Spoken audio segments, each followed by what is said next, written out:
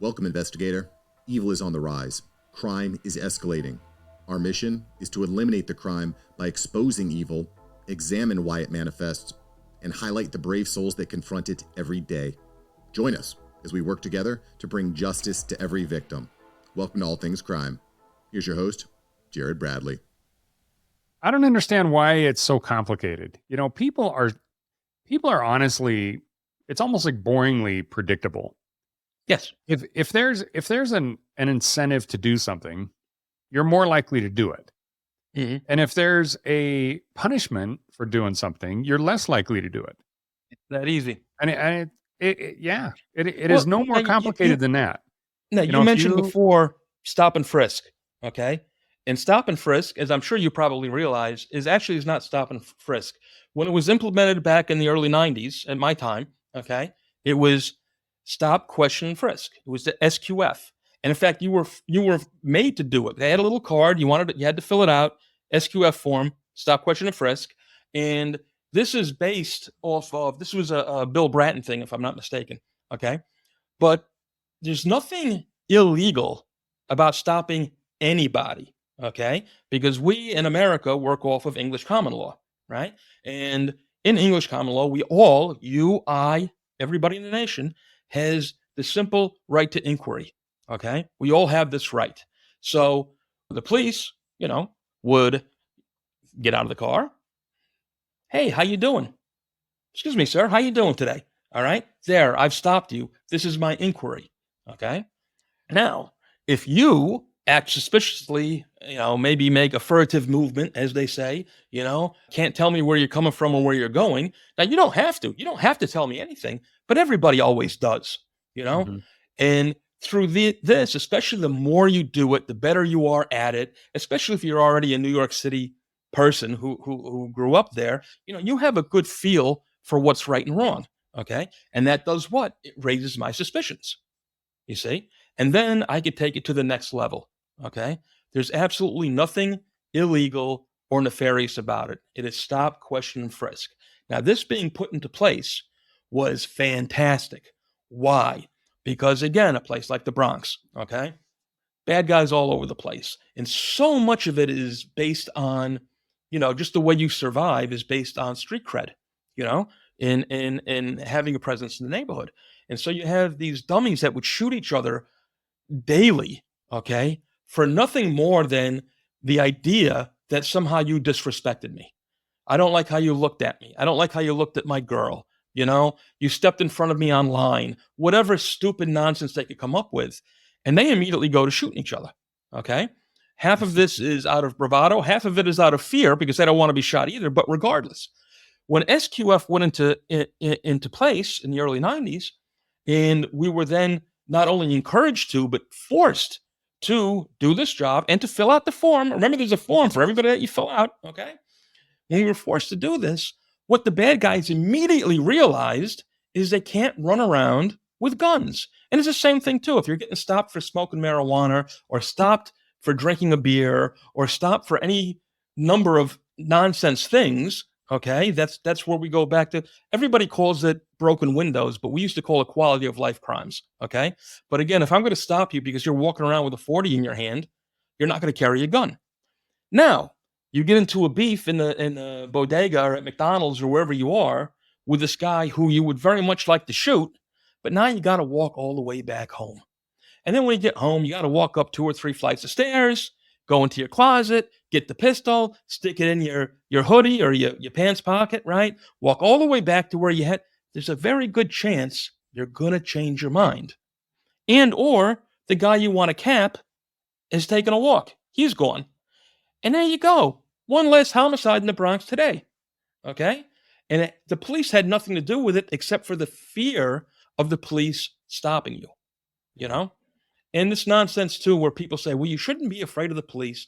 Well, you know what? You should be afraid of the police. If you're a bad guy and you're doing bad things, you should be afraid of being caught and being arrested and being tried and being put in prison. So, yes, you should be afraid of that, Yeah, there's a little asterisk onto that saying. So, well, you know what? You should never be afraid of the police if you're not doing anything wrong. Correct. But if you're a scumbag and you're out to cap somebody, then yeah, you should be afraid of the police, because if they catch you and you're in the middle of that, or if they catch you after you've done it, you're going to be in a lot of trouble. And that's the way it Even should be. when I was in like the aforementioned anti-crime unit, all right, which now is no more. They've gotten rid of anti-crime. The other unit I talked about too, SNU, Street Narcotics Enforcement Unit, they've gotten rid of these things because they decided they were too proactive. All right, and during the what was that idiot's name, Bill De Blasio's reign, okay, he removed these things, and then they wonder why crime goes up. Well, because you're not getting the bad guys before they get to do bad things, which is what we were doing. But during the my anti-crime time, we could literally do 30 stops in a night. There was nothing to it. Sometimes probably maybe 50. Okay, and again, it's not that we're looking to harass people. Yes, we would target people that we deemed suspicious, worthwhile, worth stopping. And there's a lot of little things that you pick up on that. People fooling around with their pants. How they're dressed, and not because they happen to be black or Hispanic or whatever, but it's the whole way they move, act, etc. Yeah, Quite they're often wearing a people heavy don't coat realize and it's not cold out. ex-cons tend to walk next to a building, okay? Because it's what they've learned in prison. It's safer to be on the edge of the building than to be on the edge of the what do they call those balcony things that they're on? Oh yeah. It's a safety precaution, And so you just pick up on these things because it's our job to pick up on them. You start to learn. And once you get good at it, you start catching guys. But it was not unheard of at all for us to stop that many people a night. And if you're lucky, come up with a gun or two. And that's not easy either. It's a lot of work. It's a lot of work to get guns off the street. It really is. And sadly, now with all of this being stopped, in fact, I think the new moron in charge, what is his name? I can't think of it right now.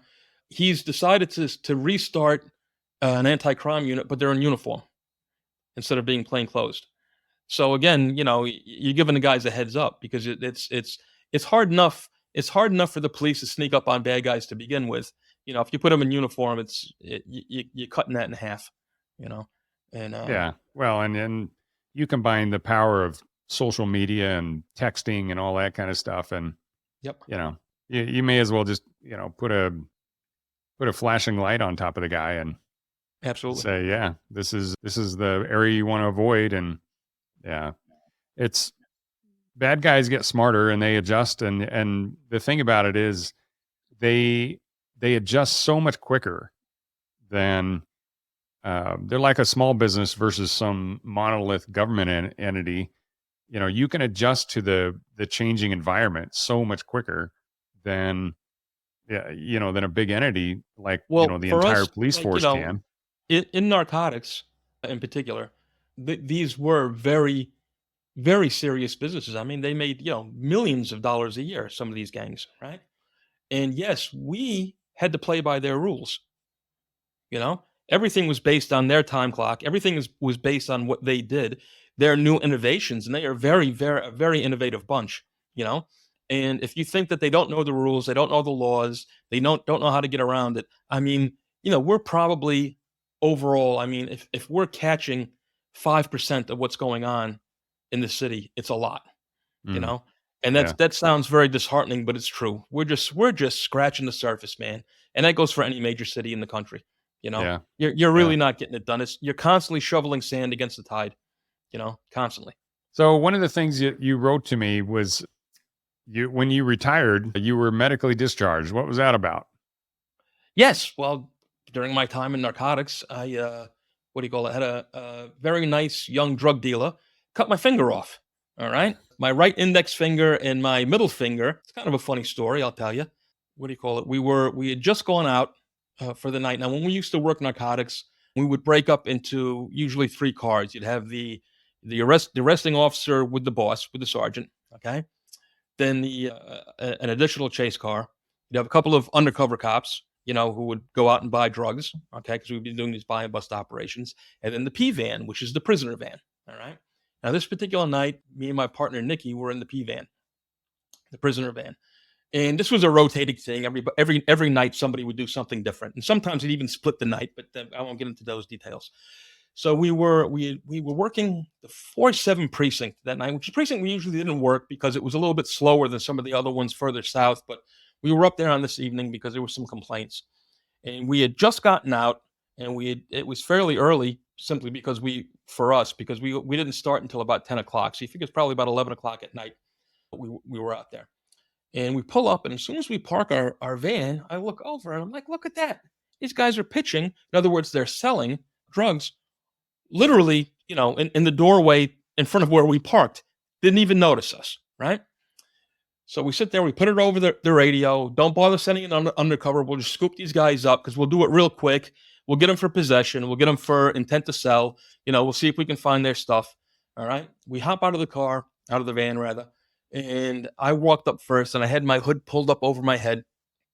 And the fella who was manning the door, so it was a vestibule. And if you're not familiar with a vestibule, for your listeners, it's usually two doors, right? There's a door to the building, and then you enter the vestibule, and then there's a second door that lets you into the building. And this is to keep the weather out, and that's where the mailboxes are, so the mailman can come do the mail, that kind of thing. And usually the first door is unlocked. As I went up, I was pushing the door open with my hand, and this fellow had his back to me. He didn't even see me, but his partner was sitting on the steps right across the vestibule. Yelled 50, 50 right away, meaning the police. And the guy with his back to me just turned immediately and like karate kicked this door closed, right? It came down, bang, right across my two fingers is what it caught.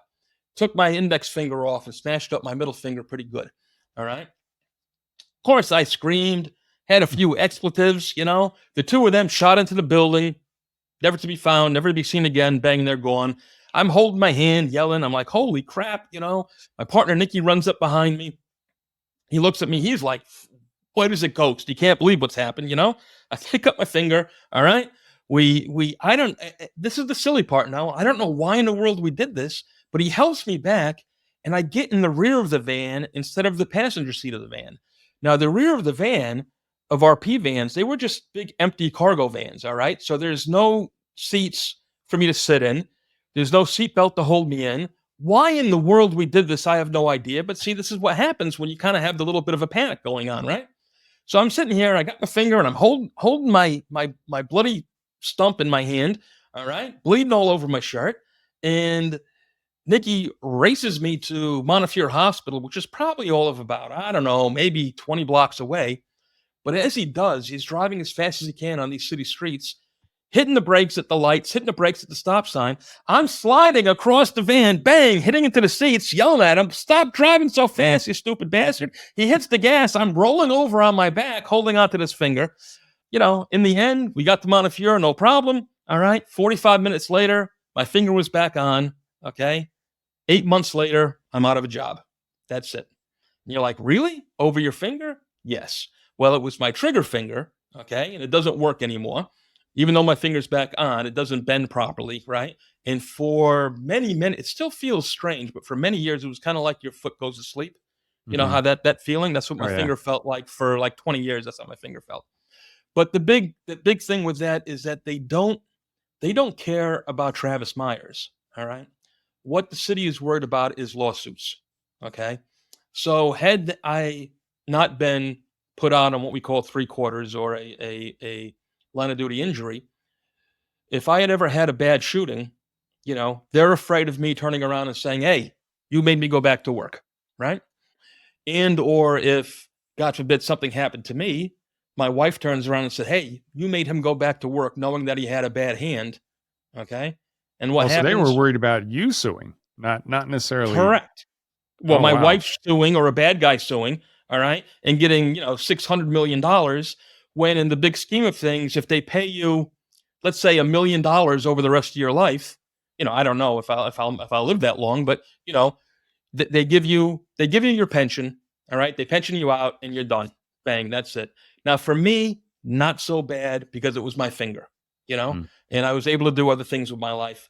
I know a fellow who got the whole side of his face shot off, missing an eye, had terrible headaches his whole life. Another very good friend of mine broke his back, had the spinal fusion. For a guy like that, you can never, not that he did, but, he could never go horseback riding, water skiing, play football with his kids. He's in bad shape, and not to mention the pain. So for me, it was not a bad deal at all. Except, yes, I would have rather stayed on the job. I would have rather, I would have certainly had a better pension had I stayed, because I would have not only been making more money, but you lose all of that, the aggregate. I didn't get to my full earning potential in the end, you see? So, but overall, for me, it was not a bad deal, considering what happened, even if it wasn't by choice. Thanks for joining us.